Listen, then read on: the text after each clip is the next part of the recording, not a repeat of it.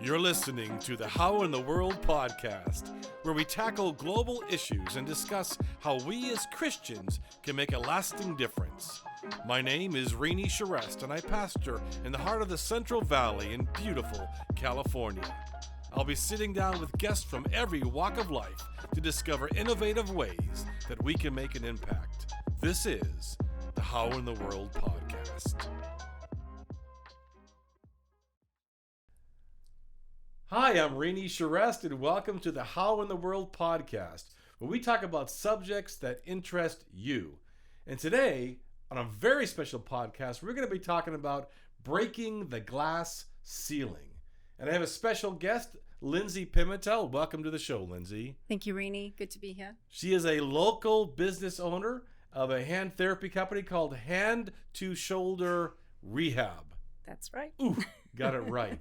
And the reason I call it breaking the glass ceiling is because she has a very interesting story. She's not originally from the United States, but she has seen great success in owning her own company and the trials and tribulations that come with it. And if you've ever considered trying to start a business, run a business, or you have the vision and dreams of owning an organization, she's the one you'll want to hear from. So Lindsay, tell us a little bit about your journey. You're not from the United States, so tell us, where did you come from and how did you get here?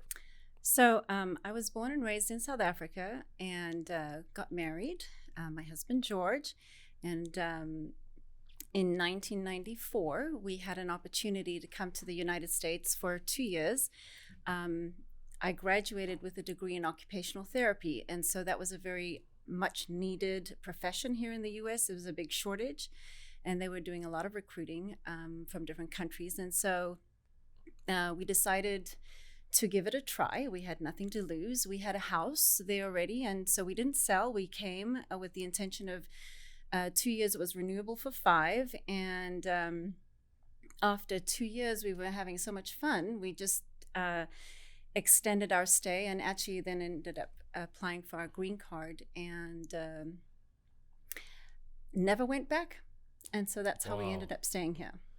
So, and you've had your company for about 23 years now, correct? Yes. So I was originally employed by somebody, worked for them for 5 years, started a hand clinic for them, went on maternity leave, and in that time they had sold that practice. And so at the end of that time and needing to return, was faced with an opportunity of not being able to go back into that field.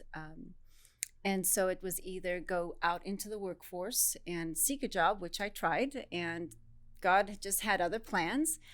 And after some time of a journey, my husband and a friend of ours said, well, if anybody can do it, you can. And so in 1998, in the November of 98, started Hand to Shoulder Rehab. So did you always have that desire to own a company, to own a business, to be a proprietor of your own company? No, I mean, how did you go from that to here to, you know what, I think I could run a company?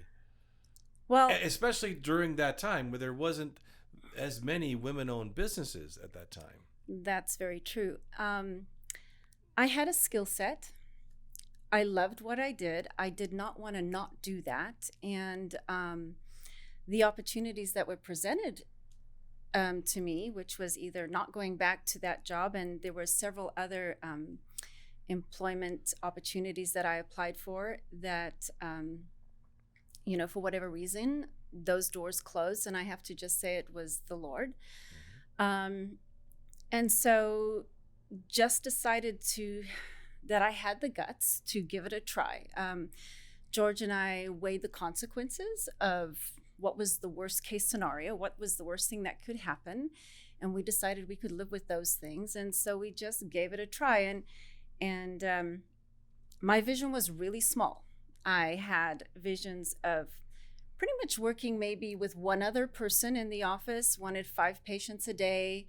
I just wanted to pay the bills, pay the house that we had just bought. I wanted to send my kid, because I just had my first son that same year, to Fresno Christian, and that was my sole goal.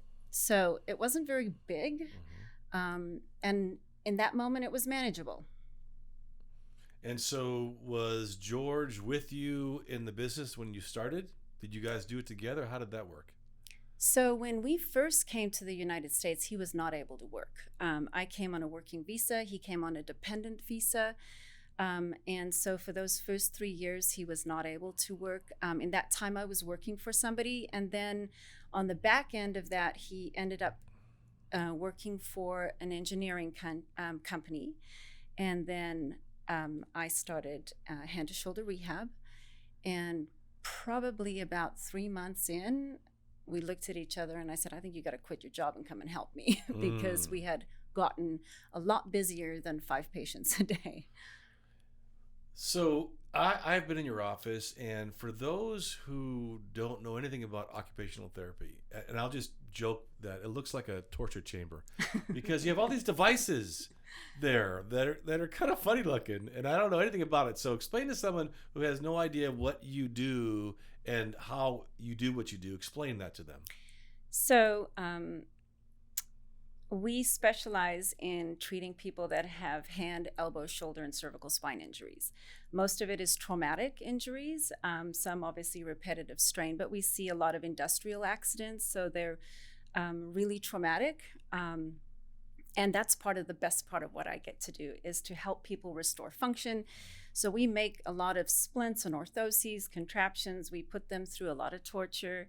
But my whole philosophy is that it's got to be fun and it's got to be a place where you feel like you're at home. So we try and create that culture and environment for our office. Okay, so here's my question. Who's the bigger wuss, the men or the women? When you're having to stretch those fingers and move those shoulders, I just want to hear from her. Who's tougher? The women are always tougher. I'm sorry, but it's true. I thought you were going to say that. Well, yeah, we don't have babies either, so that's a good thing. No, I think we've got good training ground. Yes. And so obviously you got bigger, and then tell me because this is something I hear a lot with people that start businesses. It's like it's one thing to start your own business to be just you and maybe your spouse. Yeah. But one day you have to get employees, and the entire universe, especially in California, everything changes. So tell me about the experience of when you realize, I need to start hiring people. So this is kind of where I'm thankful that I started my business 23 years ago. The HR regiment was not as intense. All these HIPAA laws were not even in place. I was in healthcare. Healthcare was, we gave care, and there wasn't a lot of restriction. There were rules and regulations and so on, but there was a lot more freedom. And so I didn't get into doing what I'm doing because I wanted to be an employer. I kind of found myself there and really didn't have any skill sets in terms of management, and I'd never gone to courses in how to lead people. So, needing to be a quick study, as a leader, you have to kind of figure these out along the way, and you make a lot of mistakes. But honestly, if you build a good team, they make you better. They really do. And then you're able to reach more people. How do they make you better? That's a great point. That's a great statement. How do they make you better? What did you mean by that? Explain what that means. Well, when you work on an island unto yourself, it's just you, right? You don't see your blind spots. There's nobody around you to tell you what you're doing great, what you could be better at. If you're not a skilled leader, you just think you're amazing. Mm-hmm. But when you start, it's the iron sharpens iron concept. When you start working alongside people, and people have the ability to highlight your flaws, and you can kind of see your successes through your mistakes, and your and the things that you did well, and the things that you're able to adapt and change over time. So they do make you better. They make you better over the long haul. And then they can also be an extension of what you do. I mean, I love what I do. It's in my mission field. I want to help tons of people. I don't have that many hours in a day. So if I can create a team that can be an extension of that compassion and that heart and that skill set, they make me better. I can reach more people. Obviously, because you have to, you are in close contact with people, so you have to like being around people. I mean, that'd be a hard thing to be in if you didn't actually like people. Yes. So I think that'd be a benefit. But that just made me think of, just as an interesting thought, what did you do during COVID? We're not supposed to be within 6 feet of people. So what do you do? How do you do a business where you're helping by touching people when we're supposed to have our social distancing? Yeah, we're touching hands. Let's just remember Okay. that.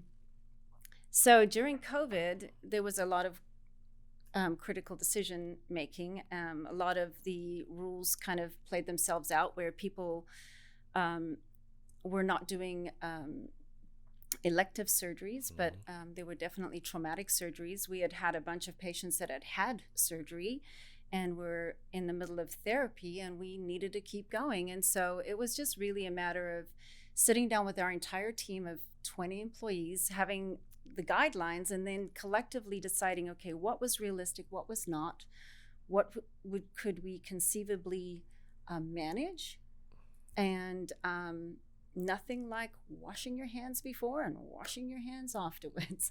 Wow. Nobody got sick in the entire time we were there, and I think we did decrease in our number of visits, but I think we recovered too, so it was good. It's amazing that you survived, and a lot of businesses did not survive. And so, do you think flexibility is a huge part, is a necessity to a business owner to be able to be highly flexible? I think that's the only consistent thing, right? Is change, and so change is every day. Change in the healthcare field is every day. And management is every day. Live in certain states, it's every day. Something new comes out. And so, yeah, you have to be flexible. And you have to really encourage your employees to be flexible because, you know, you look at different generations of employees, and then there are certain generations that are a lot less flexible than other generations. And so being able to navigate all of that as a team and lead and cultivate that and help them process through that is a huge part of leadership. So what if someone wants to start a business and it's high, the statistic is that 85% of all businesses fail within the first 5 years. Okay, you didn't fail. It's been 23 years. And you said at the beginning, which I thought was interesting, you said, my husband and I counted the cost and we thought it was worth the risk. I wanted you to explore that a little bit, because risk, it sounds like risk is a huge part of this endeavor. That it's just, you can't do this without risk. How did you even comprehend that you could deal with the loss or that this thing would fail? Tell me about that. Well, for starters, Rini, no is not in my vocabulary. So if somebody asks me to do something, I'm going to figure out a way to do it. And when you have that kind of a tenacity, when you have a drive, and I think most leaders will agree that they have a drive that they want to satisfy, whether it be in doing something more, they will probably end up doing something unique, and it might end up being in a business. And so if you do go into business for yourself, of course there's risk. There's financial risk. There are costs that you have to consider to your family, to your time. And so I think, you know, when we started, we were married 5 years. The biggest risk we were probably looking at was financial risk. You know, we didn't have a lot of money, and we weren't in a position where we could really loan much money. And so we had to figure out, okay, if all goes bang, can we pay it back? Yes, okay, we could. And what would that mean? And I think one of the things that my husband and I have always said, and we still say it today, if everything goes away, as long as we have each other and our kids and everybody's safe, we'll be fine. And so we could go back to humble beginnings if we needed to be, and that's the risk that I think we're willing to take. If it all goes belly up, we've got each other and we've cultivated a strong relationship to be able to navigate through the worst of seasons. So you truly did count the cost. We did. Which is really, really an interesting statement, because you knew what would happen. You knew if you failed what your option was. You knew there could be another life if you failed in that, because I talk to so many people that have these dreams and visions and desire, but fear always, they always feel like the fear factor is in the way. And especially, by the way, if they are a woman. Because let's talk about this for a second. You've been married how many years now? 28. 28 years. 29 maybe. You're married for 28 years, 29 coming up, and you have 3 kids. Yes. So now you have the additional stress and strain of trying to be a wife and a mother and the owner of a company. And this is a big deal. This is a real issue. This is where the glass ceiling comes in sometimes. And this is where you count the cost. So tell me how you are able to negotiate the tension of being the kind of wife you want to be, the kind of mother you want to be, and the business owner you want to be. Knowing that if you fail, that a lot of other things fall in that process. So for me, coming back to the fact that I knew I had a skill set, God had given me gifts that I could not deny. He had given me the go-ahead, and my husband the go-ahead. We had put it to prayer. And so for me, that was key. God is at the foundation of everything. And the first thing we did when we established our business was put God at the head. And I actually work for the Lord. So I go, Lord, you're a good steward of everything. Mm-hmm. My job is to be a good steward too. And if I don't do it right, he's going to hopefully teach me along the way. But that's the first thing. And then I think the one thing that I've always tried to do, and my husband's been a big part in helping me navigate this, because I think I was 27 when I started my own business, so young and newly married. But that was to keep my priorities in the right place. And I am a wife first, a mother second, and a business owner third. And so my business, and yes, we see 80 people a day in our office. I've got 20 employees. I'm in contact with 100 people a day. They get the best part of my day. I'm awake, I'm vibrant, I've got lots of energy, and I get home at the end of the day and I have a family and a husband who are waiting for me. And I had to figure out how to come home and give them the best part of me that they deserved. And being able to tuck all of the stresses away from the day and walk through my house, be a wife, and be a mom. And I think doing that well has kept it successful for 23 years, and I don't plan on failing on those 2 main fronts. So.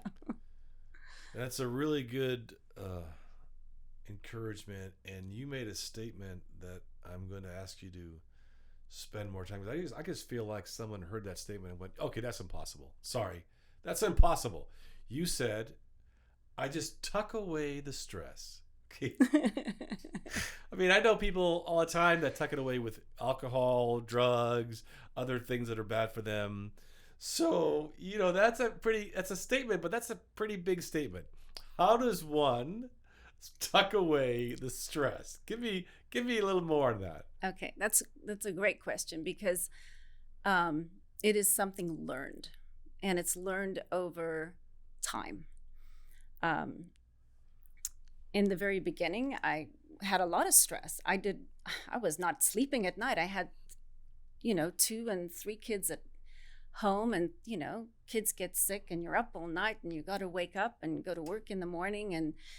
And so I was dead tired, had employees. I was super stressed, came home, and there were many times I just didn't know how to do it. And I would come home and then start talking about my day. And George was great in this, in that he really drew a line. And he said, you know what, honey, when you come home, if you need to talk, we need to have a window of time to talk. And then we need to be able to shut it down. And to be honest, I was kind of mad in the beginning because, I'm just trying to process. I've had nobody to talk to all day because I'm the employer, and who do I have to talk to? And I'm trying to vent and get my stresses out. And then I realized it was actually just toxic, because it would just be all night. And to his defense, he's trying to help me and fix it. And then he gets mad because I'm hurt. And so it means that you kind of never put it aside. And the kids are there, and eventually it becomes chaotic. And so learning to be able to just go, okay, I got to shut it down. I'm leaving the office. What happened at the office stays at the office.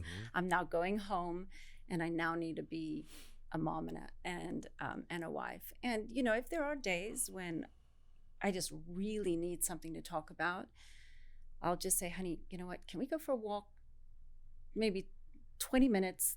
Just hear me out. Just help me process my thinking, so you can talk me off my ledge right now. And then we get home and it's gone. So it's learned. It doesn't come overnight, but it can be done. That's very good. So it is a discipline like anything else. It's a discipline. And obviously you've managed to do it because your business is still here. You're still married. Your kids still love you, and I hope so. They always love their moms. Yes, they do. It's 3 their boys, dads they love they their have moms. a hard time with. They always love their mom. Boys always love their moms. Yeah. The challenges. Let's talk about honest challenges that you faced in business. Give me a couple ideas of these were big ones. These were the biggies that made me think, what the heck? Why am I doing this? I mean, were there a couple times or a couple things that you would love to highlight for people that, hey, these happened to me, they'll probably happen to you, and this is what I did to overcome it? In business. I think most businesses will probably go through some sort of a financial crisis. Maybe business was good, you hit a recession season,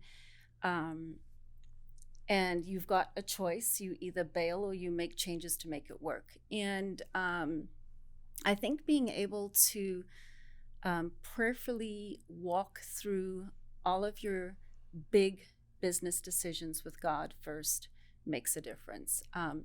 We have plenty of emotion, and we can make a lot of wrong decisions based on emotion or based on what we see out there. And there are going to be a lot of naysayers out there. There's going to be plenty of people who will tell you you're never going to make it. This is wrong. That's wrong. Forget it. Pack it up. Go home. Yeah. And yet none of that matters. All that matters is what God says, right? And so there have been times when we've been on our knees and, okay, Lord, are we doing the right thing? Right. Are we in the right field? Have you still called us to this? And so once you have established that you're still in his will and you're walking in his calling, then you can start navigating through the general business decisions of how to navigate around a financial crisis or how to navigate around, attrition in your employment force without giving it all up and becoming discouraged. I'm intrigued. We have plenty of people who watch the podcast who don't really know what you mean when you say, I talk to God about this. I ask God's permission. God is first. And perhaps, you could explain a little bit more about what that means to actually say you're praying to God and what that means to your life, what that relationship is like. So for me, as a business owner, there is a non-negotiable, and that is every morning, 5:30, I'm up on the couch, quiet time, in my Bible and speaking to the Lord about my day. I'm the most clear. I love to journal personally, and so I just asked the Lord, you know what, Lord, I'm really struggling with this. I need you to tell me what you want me to hear today. And so I just start journaling or writing things down because I don't have a great memory in the morning. But I realize that the Holy Spirit can do a lot more speaking because I'm not in my head so much. And so that's where I start my day. And I'm just consistently, prayerfully asking the Lord, particularly in the big things, even in my employee hires. While I'm interviewing, I'm praying. I'm like, Lord, show me. Show me what I need to see. Show me if there's something that I'm not seeing. Is there potential here that maybe they're not exhibiting? But I'm praying through that process too. So I feel like I speak to the Lord plenty in my day. And I've learned never to make any critical decisions without going to Him first. And so how does one hear from God? You talk about talking to God, but how do you know you've actually heard from God? How do you have peace that you feel confidence that He wants you to make this decision or that decision? For me, I think after I'm journaling and hearing what the Lord is saying to me, and that's why I like to write it down, because I can go back and look at things. But there have been times when, when we went, for example, through the last recession, and healthcare pretty much took a massive turnaround, and overnight we lost 40% of our reimbursement rates. We had to. That was everything. So we went from profit to no profit. It's like, how are we going to do this? And I'm just saying, Lord, you're the only one who knows. I don't know. I've never been down this journey before. And then really writing down in those moments the ideas that are coming to my mind. So that's one way that I hear the Lord speaking to me. But also, I play this role play with the Lord. I go, okay, Lord, two decisions. I can either go for it or I won't go for it. And then I'm looking for that check in my spirit. If there's a remote check in my spirit, I'm on pause. And I'm like, okay, Lord, I need to know about this. What is this? And if I just am uneasy about something, I will not move through.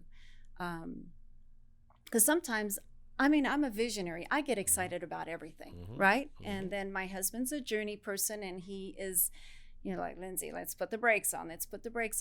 So it's not hard for me to feel positive about everything, and every idea could potentially be a good idea, right? But that's where business owners get themselves into trouble, because not every idea is the best idea.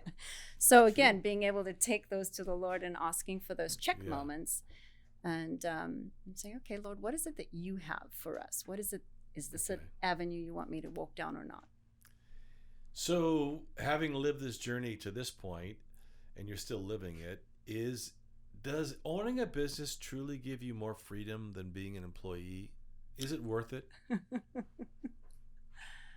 It's funny because George and I were having this conversation the other day, and I go, I don't think I could ever work for anybody else because, I would hate to give up the freedom. And he goes, what freedom? You have to work all the time. You never can take vacation when you want to take it. You say you're going to take Fridays off and you never can. What freedom are you talking about? And so I don't know if, I don't know. I think there's a satisfaction to doing that. I think I love the leadership aspect. It's not easy. I love to be able to do what I want to do when I want to do it when it comes to the work. But do I have freedom? I don't, personally. I'm bound by time. I live by the clock every 30 minutes of my day until the end of my day as the patients come through the door. So there is sacrifice that you make. There's a sacrifice. But the reward is, how does it make you feel to know you came here? How much money did you guys have in your pocket when you came here? So we pretty much brought 30 boxes of little things that we had gotten from our wedding, Right. and cashed in everything we had and came with $600 in our pocket. Wow. And the first week we had to rent a car, and so I think that was Oh my like goodness. $400. So we had I think $200 for the first couple of weeks So you until go I to a started new- to get my paycheck. So you're going to a brand new country, starting over, $200. So do you ever look back and go, "Oh my goodness," because your kids are older now. They're pretty soon they'll be graduating from all on their own, and so you've kind of you've pretty much done a great job getting through the journey. So do you ever look back and go, "Wow, I feel good about what I accomplished"? You ever have that sensation like, you know what, I did it. I made it happen. I hate putting myself in that position. I would just say that God made that happen. And I give him the glory because, trust me, I was young. The only thing I had on my side was zeal. Mm-hmm. And I was a brand new Christian. When we came in 94, I think I'd been a Christian 5 years, and I didn't even really know much then. And so, but God did. And so I think the best part of my journey is that I've gotten to do it with him and with my husband. Yes, I'm thankful and I love what I've accomplished over the years. And I like who I've become over the years, which I think is a testimony to just continuously working on myself. But I do like what I've accomplished, but I haven't done it alone.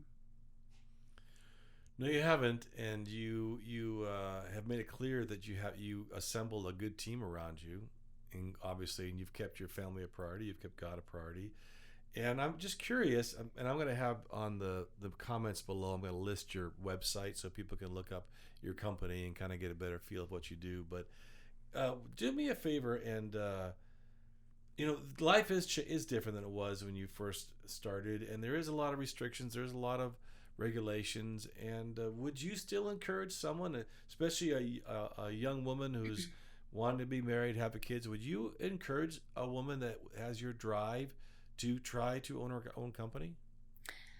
Absolutely. The question is not if you can do it.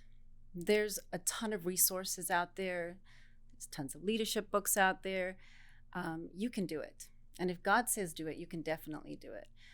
But I think the key is still remembering the priorities in life. And if you can keep those priorities of, if you have a family, keep your husband in the forefront, and then your kids, and then you're a business owner, I think absolutely go right ahead and do it. It's so rewarding. And particularly when you get to have employees, you get to mentor others. I never realized how much I would love that journey. Mm-hmm. It's another area of marketplace ministry. Mm-hmm. And I say every day, I absolutely love what I do. I get up and do it every day, and I don't regret 1 minute. That's awesome. Not a lot of people can say that. No, but then do what you love to do, because life's too short to do something you don't like to do. It's a really good point. It's a very good point. So give let's say someone is considering it and they need just someone like you to encourage them. So take a minute and speak to someone. They have a dream, right? They're hungry, humble, smart, right? They're Lindsay Oney's latest book, and they just don't know if they got it. And speak to them for just a second and give them a pep talk of why they should go for it. So I think if you have a passion and you have something to offer someone else, you've got God-given gifts, and it's something that the Lord is calling you to, then you should absolutely do it.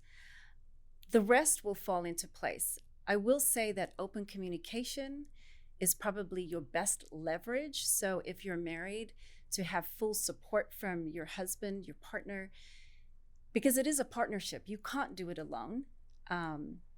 You're going to need to surround yourself with people that have skills that you don't have, so that you can be the best at what you're called to do.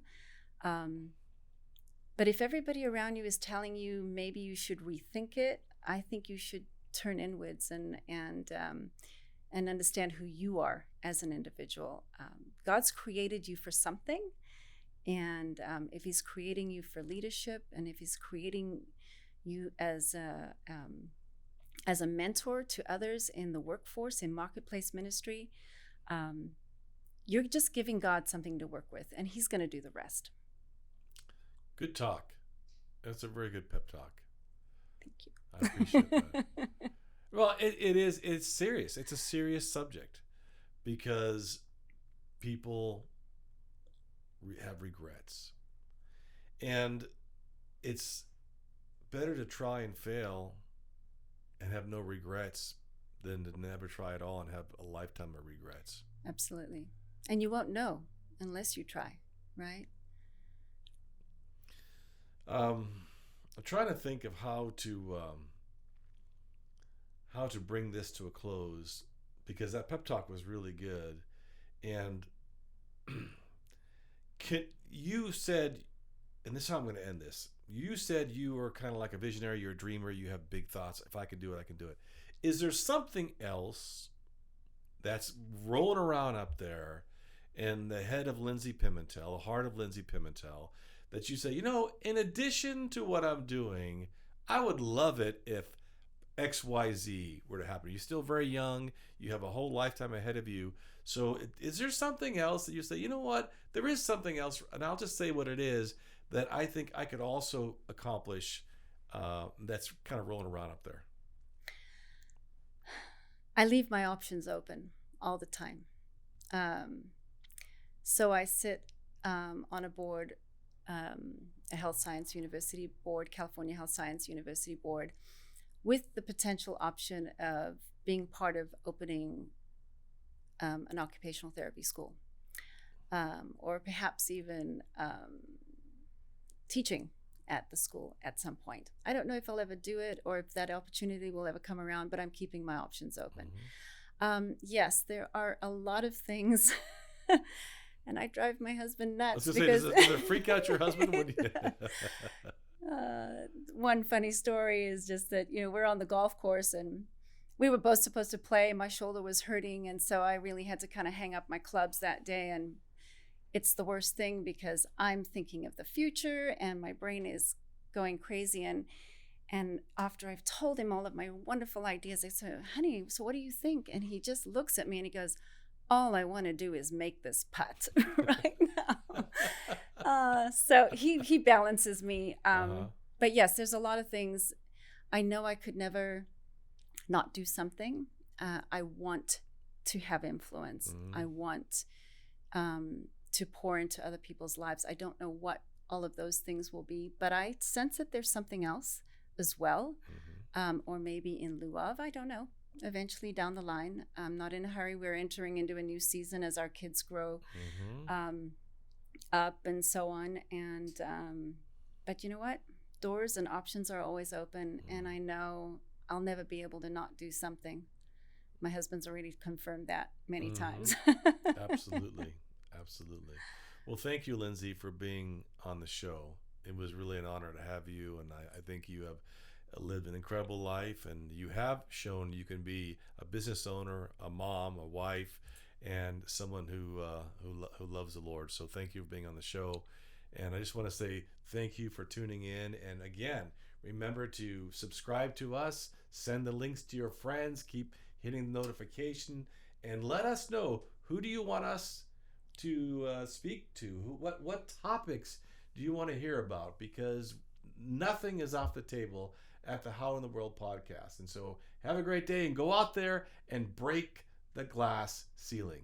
I'll see you next time on the How in the World podcast. Hey, Renee M. Charest here. I hope you liked it, and there's plenty more to come on this channel. Make sure you click to subscribe and like and share. Go ahead.